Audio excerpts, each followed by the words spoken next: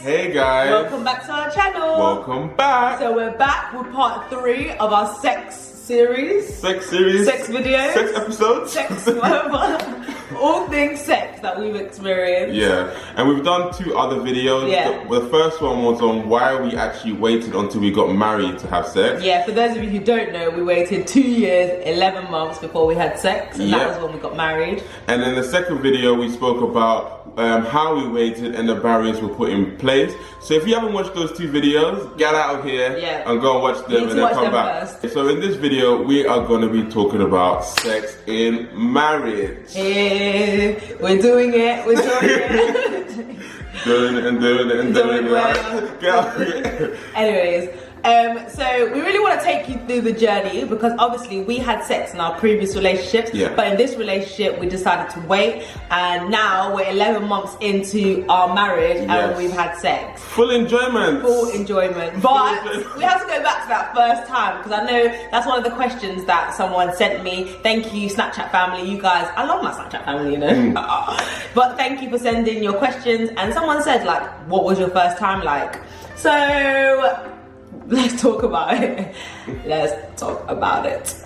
Well, my friends were there on the wedding night, not wedding night. They were there in the day. Like, as the night was ending, we were turning up. I was like, guys, I'm feeling a bit scared. Like, we're about to have sex for the first time. Like, what if it doesn't fit? What if this happens? What if that happens? And I was a bit nervous. And they were just laughing at me, but like, it was real. Like, when they left, I was like, no, don't let me go.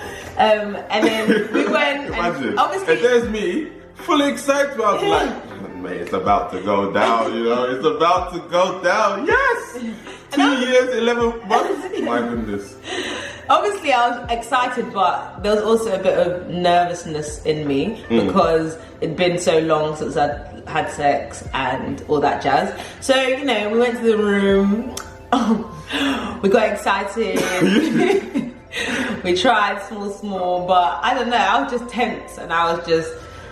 Yes! So, in summary, it just didn't happen that night. Yeah. Shock horror, but it didn't happen. It actually didn't happen until... the next day in Bali. Yeah, until we got to our honeymoon location. And, you know, obviously in the movies, you think that your first time is like, oh, you do this and you do that, and we were not prepared for that, you know? No, we weren't ready. Like, that's one thing we didn't expect, because no one told us that it could potentially not happen on your first night. Like, there's nerves, there's struggles, there's tiredness, there's all that stuff. And yeah, I felt a bit upset about that, didn't I? Yeah. I was a bit She was highly embarrassed. I was embarrassed. She just ran on the other side of the bed and was like, no! Yeah, literally. And then cried myself to sleep. And, no, you know. she tried to cry and I was like, nah, you ain't crying now. Yeah. Because to be honest, like, yes, it was our first time and it didn't go as we expected, but we have now the rest of our life to enjoy sex. And now, standing at 11 months, our sex life is full of enjoyment. That's why I can talk about this now, because, you know,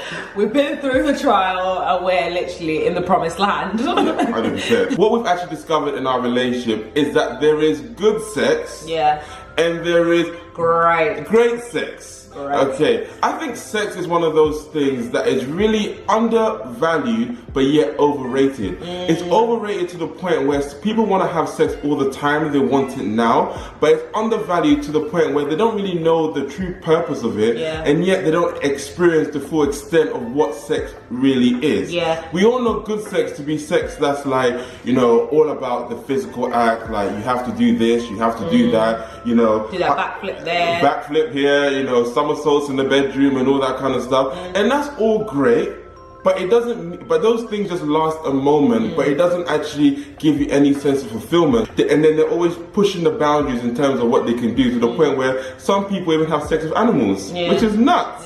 So we really believe that through a marriage, you can actually achieve great sex. Definitely. So yeah, we're gonna just talk you through what we've experienced in our journey and how we feel like we've been able to achieve this great sex within our marriage. Yep, definitely. What we've realized about sex in marriage is that there's a great sense of security that actually enhances your sex life.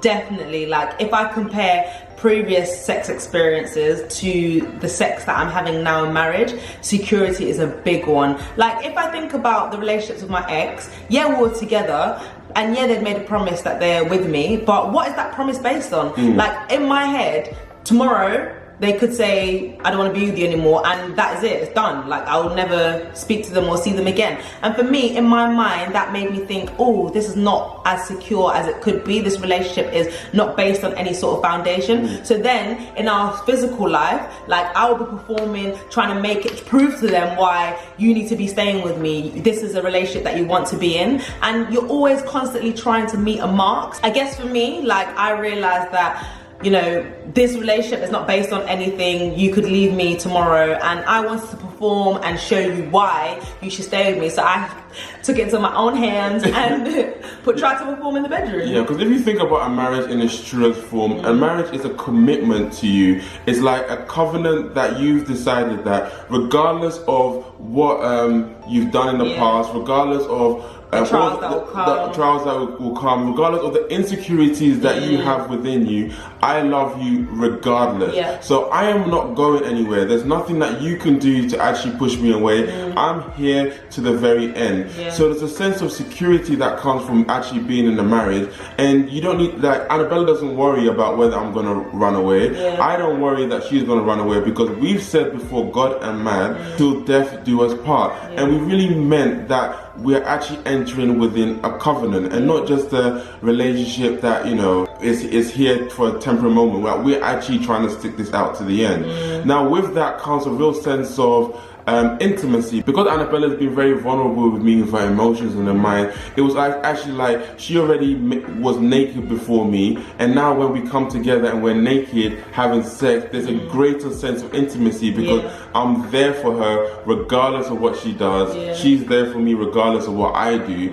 And when someone accepts you, like you in marriage, I can really give my all to Gabes. Like, in our courtship, he was, you know, he stood the test of time. He was there through the trials, through my insecurities and everything, without seeing me physically. So now I'm able to just really give myself to him in marriage physically. And I realized that's the difference between the relationships that I had with my exes. Like, we hadn't even got to a sense of like spiritual intimacy or, you know, emotional intimacy or anything, because we just didn't have those conversations and we didn't really care, or that I didn't feel like they cared.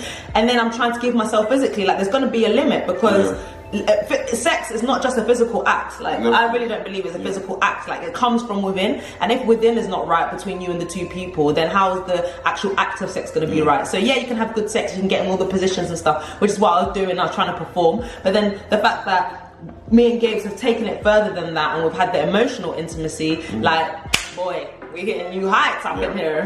That takes us on to our second point, where sex in marriage, you actually learn how to give yourself to one another. And that giving word is a difficult one, because we're such a take people. Like, at our core, our selfish nature is to take, like, what is in it for me. And that's what we can do with sex. Like, oh, I like this, I want that, I want it now. And that's the way that two people can operate in a relationship, I guess. Like, you're both just going to have sex to meet your own requirements. It's a really selfish place, like, where you're just kind of using each other to fulfill your own personal desires, and it's almost like you're just consuming, and not actually being mindful of actually, you know, how am I doing? How am I giving sex to the person? Because in marriage, you actually want to please your partner to the point where you're willing to learn what makes them tick to be able to enhance the sex within the bedroom. And it doesn't hurt by asking. Like, that's something I would never have done in my last relationship. Like, me, humble myself and actually ask that question, like, what would you like? No, because you don't feel secure on our first point. You don't want to reveal your imperfections, or your weaknesses or whatever. You want to be the best. And in marriage, like, I've learned a completely different perspective to sex, in terms of, like, really giving myself to my husband and understanding, like, what are his needs, like, how does he like it, you know, when he comes back stressed from work, like, let me give it to him, you know what I mean? I don't know, you think, like, how can I relieve his stress? And that's something that I never used to think about before. I'm actually here to give myself to meet your needs. That's when you start asking the questions, like, babe, does this feel good? Do you like that? What can I do to make this a better experience for you? And you learn together, and I think that's something that comes in marriage when you really do understand that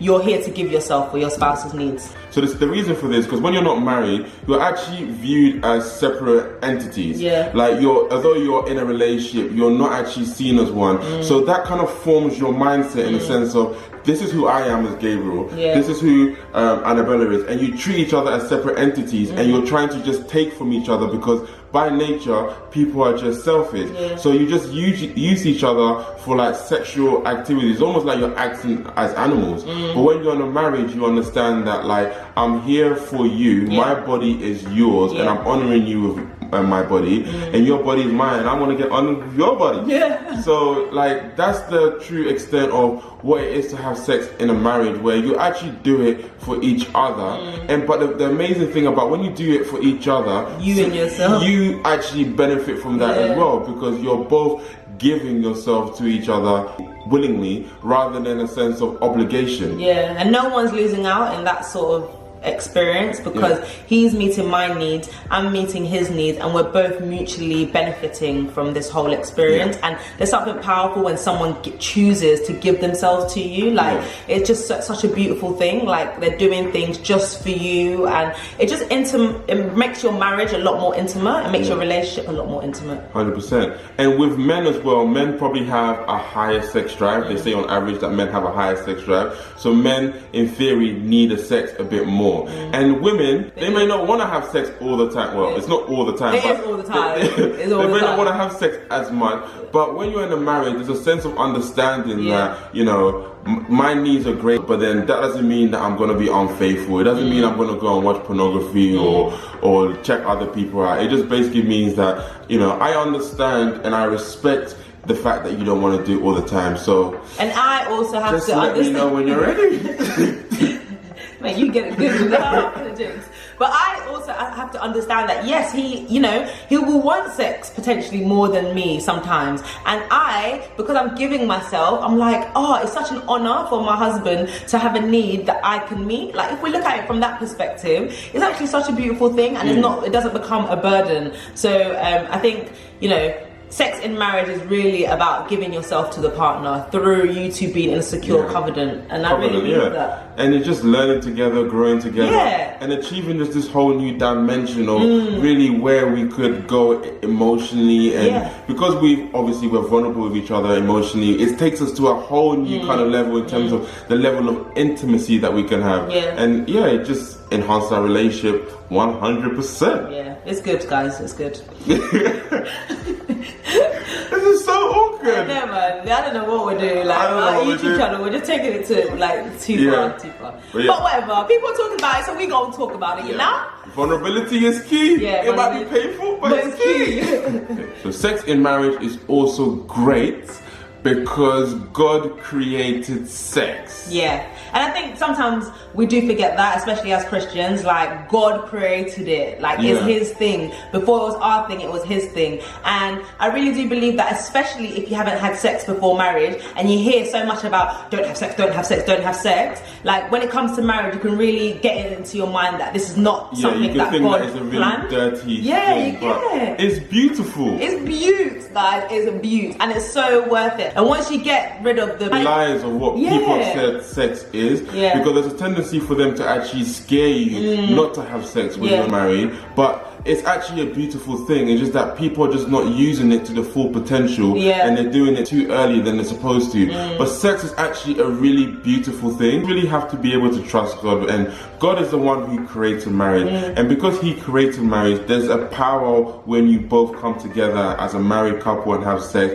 And like, it's almost like God is like really intertwined and connected everything, like your body, mind, soul, in such a supernatural way that gives you a great sense of intimacy that can only happen in marriage. Because if you're not married and you step outside of that, like, you can't expect God to honor something that he doesn't approve of. So it's like he approves of a marriage, and I really believe that God looks down, looking at Gabes and Anna. Oh my God, that's so awkward. Look at my two, I'm married. Oh, look at them. You know, like, he actually smiles upon us when we have sex. So regardless of the preconceived ideas or people scaring you about how dirty sexing is in marriage, is actually a beautiful thing within a covenant relationship. Definitely. And like, guys, it's a journey at the end of the day. Sometimes you've been promised a dream job, you get the job, and then you still have to go through a journey. It's not going to be easy straight away. And it's the same with sex in marriage. Yes, you got married, but it doesn't mean you're going to have the most amazing sex on your first time, because we definitely didn't. But there's something powerful about being under, you know, God's word, and also just having the security that comes through being in marriage. You can have the intimacy that's taken to a whole new level. Like, you're able to give yourself in the relationship, and slowly but surely, step by step, as we always say, like, you just learn a whole new way of having sex, because for us, we've had to unlearn all our preconceptions, unlearn everything that the world tells you about sex, unlearn everything, and really start to begin to do this God's way. Like, we're having an amazing sex 11 months later, but who knows what the next few years, we believe that it's going to go to new heights and new levels. We'll never limit what God can do in our sex life, but really, we just need to put aside everything that we've learned and start to do this a whole new way. All our comparisons, all our past experiences, all our, like, you know, what you see in the movies, what you see on TV. You watch the TV and you see those things and you're like, oh, but mine doesn't mean them up. But it's a lie. It's a lie. It's a lie. Like, it's a journey. It's a journey. And you've got to realize that the people who are doing those things are actors. And they've been trained by professionals on how to act in a certain way to create intimacy. But what that is false intimacy. Real intimacy is a place of vulnerability, a place of discovery where you actually learn each other, and then it's through the journey that you create the intimacy, not just in the physical act. So you can't have intimacy, you're just an animal.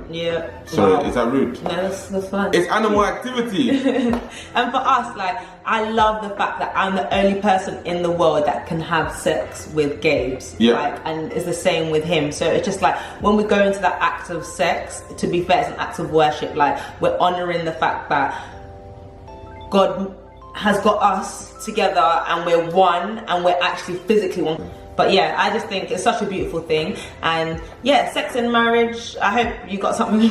Yeah, we hope you get something out of the video. I don't know, man. Sometimes we're just like chatting and we're like, where are we going? But we pray that, like, you guys are blessed by it, and we're just sharing our experiences with you about sex in marriage.